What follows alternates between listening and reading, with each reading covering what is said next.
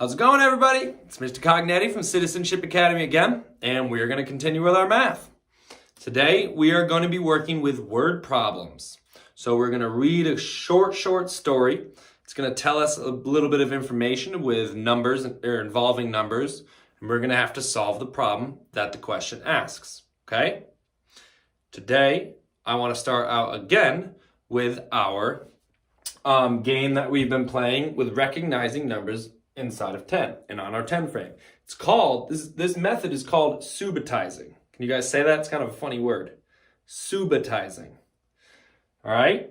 So once again, I'm going to display a number of circles up here, give you a couple seconds to try and count them.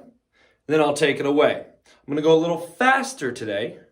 So you got to count fast. And remember, you remember my hint that if you see the whole top rows filled in, we know that there's 5 of them up there, okay? So you don't even need to count them if you see the whole top row filled in. You'll just know there's 5, and then you'll use our count on method to find the other ones. So get ready. Here we go. All right, there it is. A couple seconds. And now I'm taking it down. How many did you see? Did anybody see 4? 1, 2, 3, 4. We had 4 up there. With 1 missing on the top row, so 1 less than 4. We haven't done subtraction yet, but 1 less than 4 is, or 1 less than 5 is 4. So that's how I knew it was up there. But you might have seen a group of 3 and then counted 1 more. I know a lot of people that do it that way. They go, well, I just saw that group of 3 because my eyes picked up on it. So I put 3 in my head and went 3, 4. Counted 1 more and got to 4. All right, here's our next one.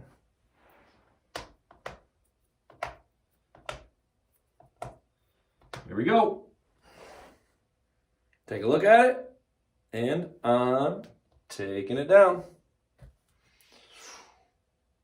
I went really quickly with that one.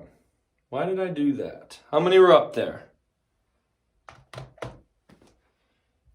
Did anybody get 10? Because that is the correct answer. Now, if we counted these, there would be 10, I promise you. But a way we can solve this without counting it is we all know that this thing is called a 10 frame. So if they are all filled in, there must be 10 circles up there because we have no empty circles. We know there's 10 squares up there that can be filled in, and they're all filled in, so there must be 10 circles. All right, let's do a couple more. Ready?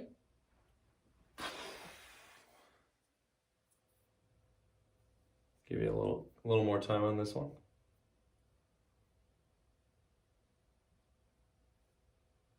All right, taking it down. How many did you see up there? Yell it, shout it out. All right, let's see if you're right. Anybody see 9 up here? I did. There are 9 up here. Now, did anybody count all of them? Because that's one way of finding it.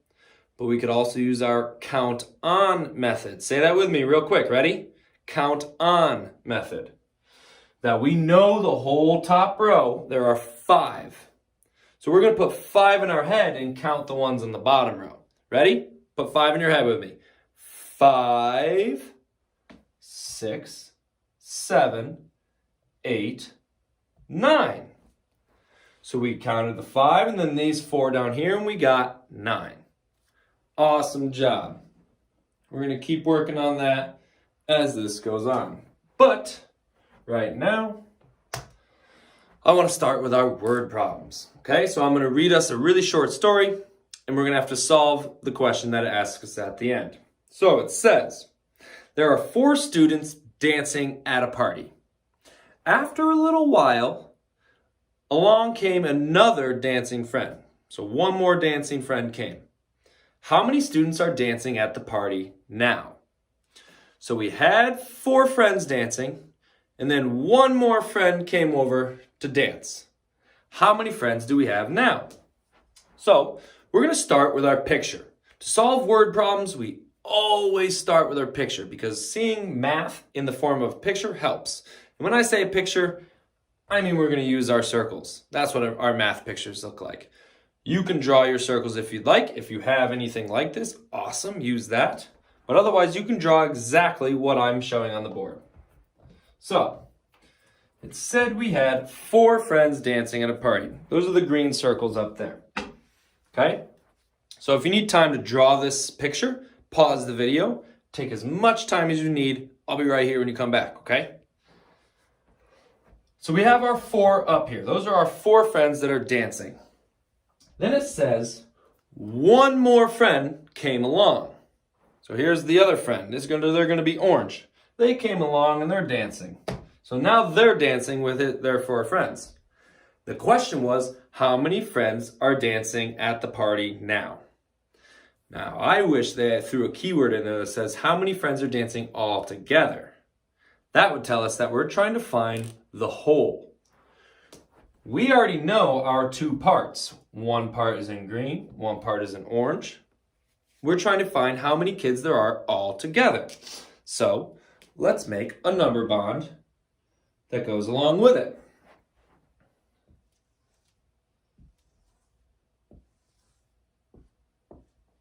So how many friends did we start off the party dancing? Do you remember? We started with 4, the 4 green ones. I'm going to put, that is one of the parts. So I'm going to put that in the part section. Okay? Now our other part is that one student who came to join their friends. That's in the orange. We have one orange color. One friend came to join the dancing party, so the number 1 goes in the other part. Now we're trying to find out how many kids there are dancing all together, which means we're trying to find the whole. So we're going to count all these together. Now there's a couple different ways we could figure out how many students there are all together by looking at our picture. Can you think of any method to use to find out how many circles there are all together? I can think of a couple. All right, did anybody think about just counting all those circles? Let's try that method. I like that method, it works. There might be some quicker ones, but let's try it. 1, 2, 3, 4, 5. All right, so we got 5. I'm gonna write that up here right now because I wanna double check our work. We're gonna make sure that's correct. What's another method we could use? Maybe the count on method. We've been using that a lot. Seems to have been working for us. Let's try it again. So if we know we started with 4, we're going to put 4 in our head. And then 1 more came to join. So we're going to count on by 1 more. Okay, so let's put 4 in our head and have 1 finger up to know we're going to only count 1 more. And we'll stop once this finger comes down. So ready?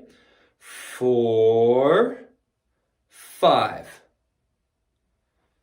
All right, we got 5. 4, 5. We still got 5, so that's still the answer. Now there's one more way I want to bring up just to make sure that we're correct.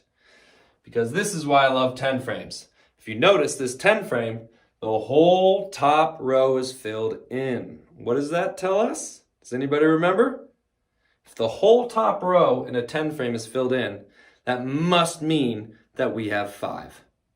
So now I know that this is correct, and I can put 5 in our 10 frame. And remember, part plus part equals whole.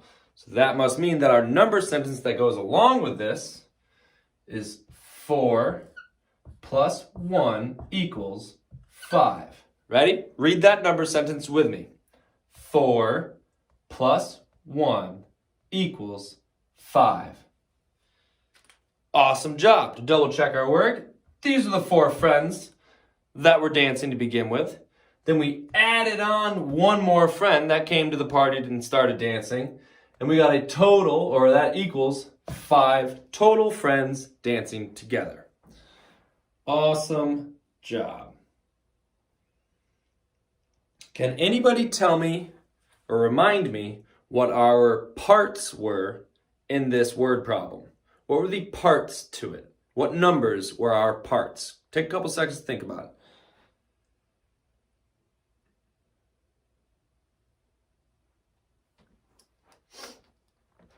Anybody remember what our parts were? All right, our parts were 4 and 1.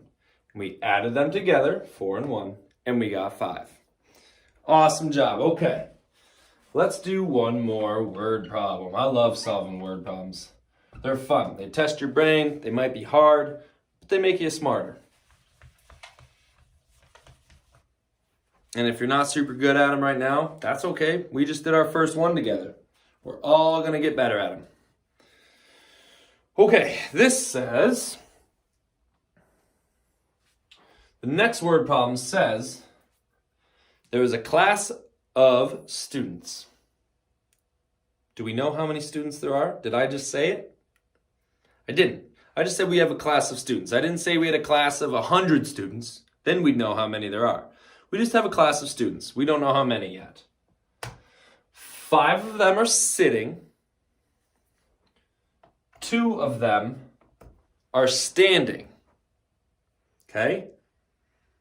So, we first want to think, first we want to draw a picture.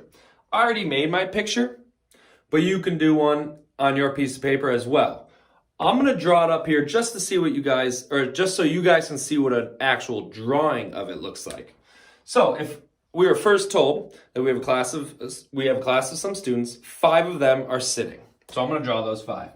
1, 2, 3, 4, 5. That's my whole top row. Then it said 2 of them are sitting. So I already have 5 on the top row. I can't have any more, so I'm going to go down to my next row. 1, 2.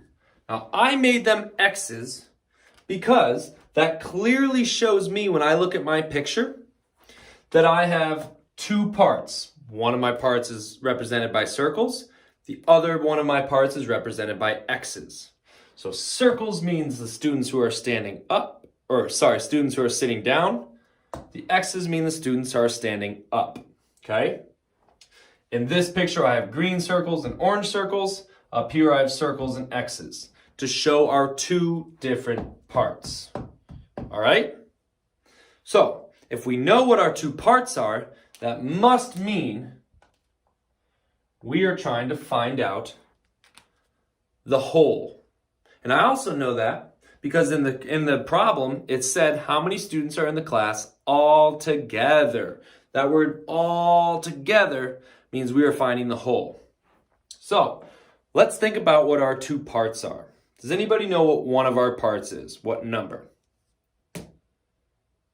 Let's look at our green circles first, or our circles up here. How many are there? I see a whole first row or whole top row filled in. That must mean there are 5. So one of our parts is 5. So we had 5 students, and we were told this in the numbers, in the word problem. So make sure when we are reading word problems, we look for the numbers in them, because if they give us a number and we see a number, it's a very good bet that we are going to use that to solve the problem. So this is just the information they gave us. They said there are 5 students sitting, and they said there are 2 students standing. So that must mean our other part is 2. Now we have our picture done. We have our number bond done. Now we need to figure out the whole. How do we do that? Does anyone remember that little chant I always say when we're looking at our number bond? Go da-da-da-da-da. You remember? If you do, say it with me right now. Ready? Part plus part equals whole. Part plus part equals whole. So now instead of saying part, we plug in the numbers. So it must mean 5 plus 2 equals our whole. So I'm going to write that down. 5 plus 2 equals, and now we need to figure out our whole. How can we figure out how many total students we had in the class? We could count all of these, or all of these, but that could take a little bit of time. I want to do it as fast as we can. So what method can we use? We can use the, say it with me, count on method. All right?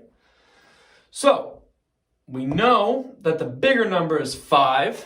There's 5 on the full top row. So we're going to put 5 on our head. And then we know we're counting on by 2, or adding 2. So put 2 fingers up and get ready to count on for each one. Let's put 5 in our head first. Ready? 5, 6, 7. All right, we said the number 7. So that must be our total or our whole. 7. Part plus part equals whole. 5 plus 2 equals 7. 5 plus 2 equals 7. Say this number sentence with me. Ready? 5 plus 2 equals 7. Whew. Awesome job, guys. That's a lot of work. But we're going to get really good at it because you guys are going to do this a lot. You're going to see a lot of problems from now on that I'm going to ask you to look at the word problem, draw a picture that looks something very similar to this one up here if you don't have your own 10 frame like I do. You're going to have to draw a picture. You're going to have to plug it into a number bond. And then you're going to have to give me the number sentence or the equation that goes with the problem. And if you have all those 3 things, the number sentence, the picture, and the number bond, you got everything you need. All right?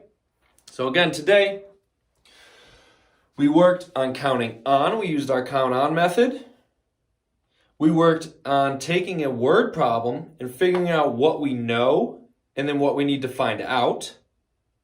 And then we took those methods, put them together, and we used our number bond and our number sentence to find out the answer to the number problem or to the word problem. Great work. That's not easy to do. And you guys are doing really well with it. Okay? I think that's everything. We're going to practice more in the next lesson. You guys are going to practice more in your exit ticket and your quiz. All right? Good luck with those things. You guys are awesome. Keep it up, and I'll see you guys soon. Have a great day. Bye, everybody.